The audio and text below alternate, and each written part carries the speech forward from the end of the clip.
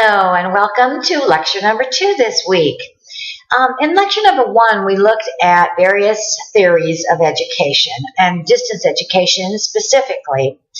These theories were based on communication, you know that, and also on the established theories of education for that time and era.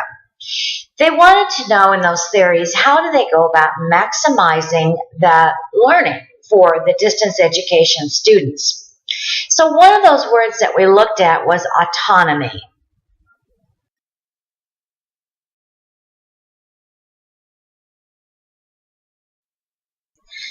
Autonomy is when you get to do some of the research and you get to provide your own background and your own experiences. So I hope you're doing that in this class and in other classes that you're taking. Under autonomy in the theories, we also looked at guided didactic conversation. And you may remember that that is an interaction between the student and the teacher, between the student and another student, and between the student and the content. So hopefully those are things that you've taken into consideration, and maybe you're already doing those, and that's wonderful. But remember, we do want you to share your opinions. So I gave you those theories in the first lecture, but in this lecture I want to talk more about how you as a student could be more successful by applying some of that theoretical knowledge to how your learning is taking place.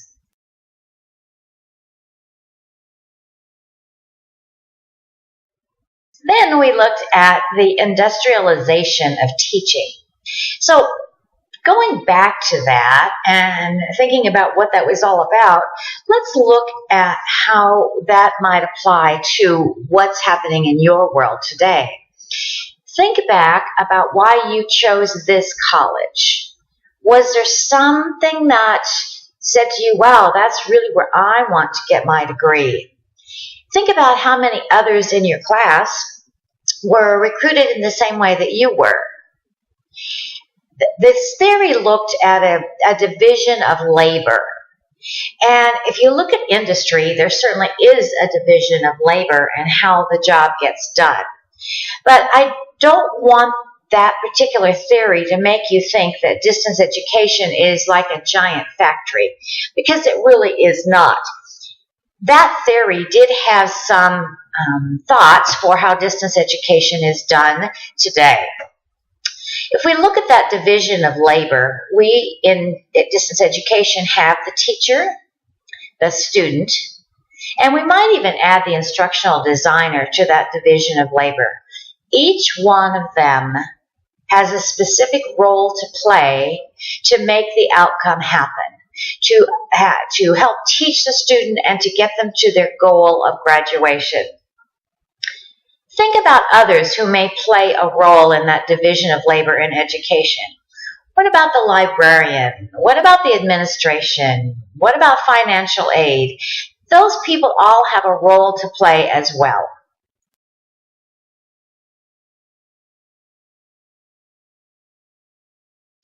That theory of industrialization also took into consideration mass production. And this is definitely where I don't want you to think that you are going to be a little product in a little box with a code on it that's going to be scanned and you're going to be sent down the conveyor belt. That's not what the theory was looking at. The theory was looking at more, how can we reuse things over and over as they do in industry? So in a traditional classroom, a lecture can be given, and it can be given maybe to the 8 o'clock class and then again to the 12 o'clock class. So you might be thinking, well, they're reusing a product there. Well, they are. But in that case, the instructor can change that lecture up a little bit. They may forget to add a whole part when they do it the second time. I know when I taught in the traditional classroom, I would give a lecture and then 2 hours later give the same lecture. And in the second time around, oh, well, sometimes I would think, now did I already say that? Did I forget to say that? Did I add that? And so it does change. In distance education, that really doesn't happen because my same lecture that you're listening to now will be saved in such a way that this exact same lecture will be given to the next set of students who take this class. So that really goes into saying mass production. How can we use those learning objects over and over again? And think about the number of distance education students that this one lecture could potentially go to. Last time I talked about the Open University of Hong Kong, and they have over 100,000 students. So while this lecture is not being mass produced, it is being mass distributed to many, many different students.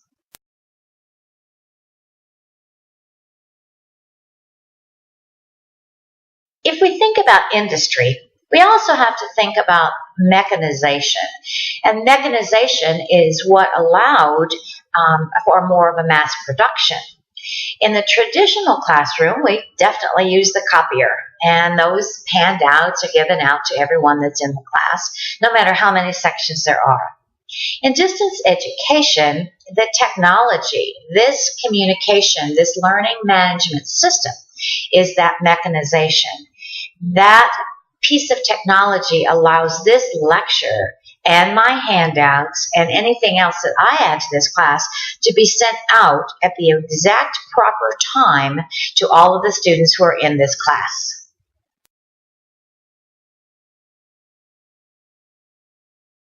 Another part of the industrialization is standardization. And I just barely touched on that for you. But in the traditional classroom, it's possible that you may not get exactly the same lecture, exactly the same notes that are put up on the board. But in distance education, you do get that same lecture. So this is part of the standardization of the industrialization of online education.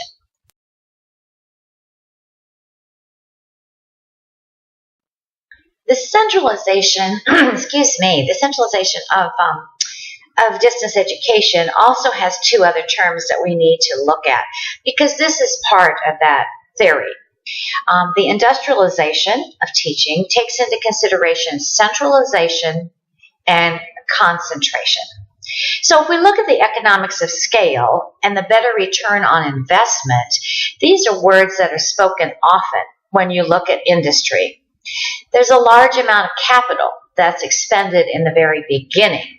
And when that starts to have return on that investment, then we have a centralization of the core people who are involved. Think about that in distance education.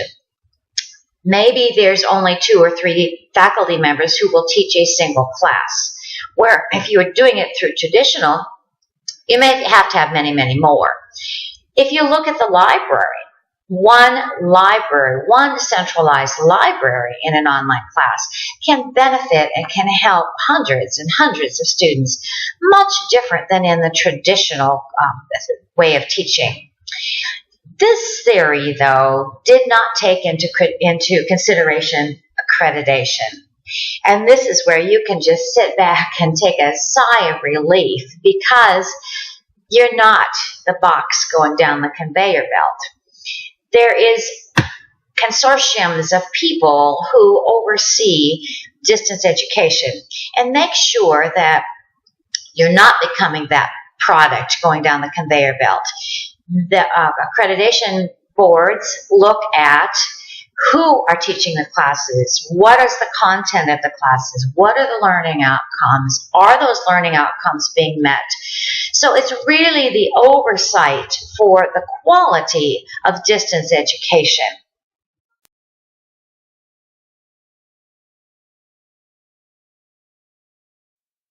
Now I'm going to change up a little bit, and I'm going to ask you to really think about what I'm about to say. I want to talk about how to be a successful online student. And this is something you probably already know. And you think, well, why in a master's level course is she presenting the facts that I already know about being a successful online student? But I want you to think about them in a different way. I'm going to list each one of these successful techniques here on the screen. And then let's try relating that to one of the theories. So the very first one was manage your time wisely.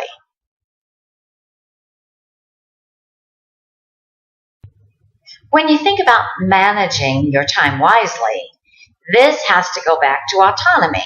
This allows you to be responsible.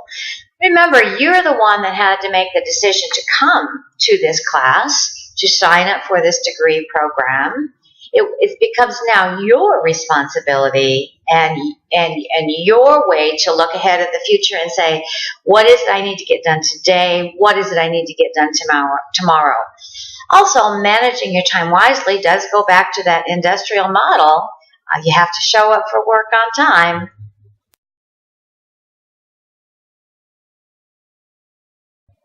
Another way to be a successful student is certainly to have good communication skills. You need to have that also in the world of business or in the world of education.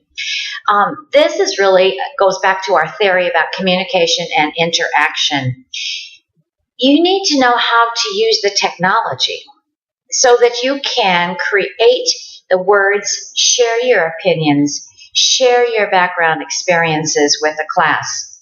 You also need to know how to write the words in the proper way so that you're not misunderstood. So it comes back to really honing those communication skills in such a way that you know how to write, you know how to express what you want to say, and you're able to share that information with the other people that are in your class.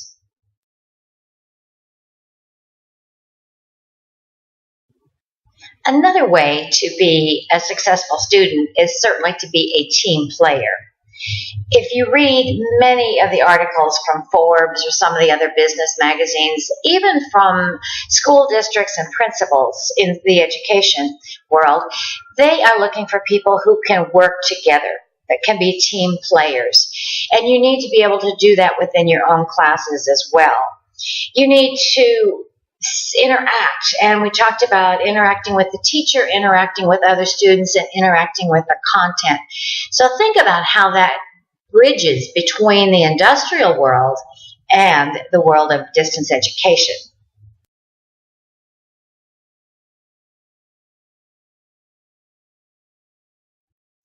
And I like this last one I'm going to share with you. This one is put in what you want to get out. And this certainly goes back to providing resources and opinions. Again, back to the communication part of the theories that we talked about. Even as an employee, whether you're a teacher or working in a factory or flying a major jet, there's going to come a day when someone's going to ask you for your opinion and your input. So you have to be ready to share those opinions and to, again, put in what you want to get out. If you want to make changes or you want to see upgrades, you have to share those ideas. Okay, I've provided some information today about how to be a successful student and how that relates to the theories that we've spoken about. And I've also talked about just practical applications of those theories that you may have thought were so boring from the last lecture that we had. I have several websites that I will give to you that are in the resources for the class, and these will talk about how to be a successful online student. Even though you know those, I'd just like to have you read over those techniques and think about how they might relate to the theories that we had in the first lecture. I'll see you in the next lecture later this week.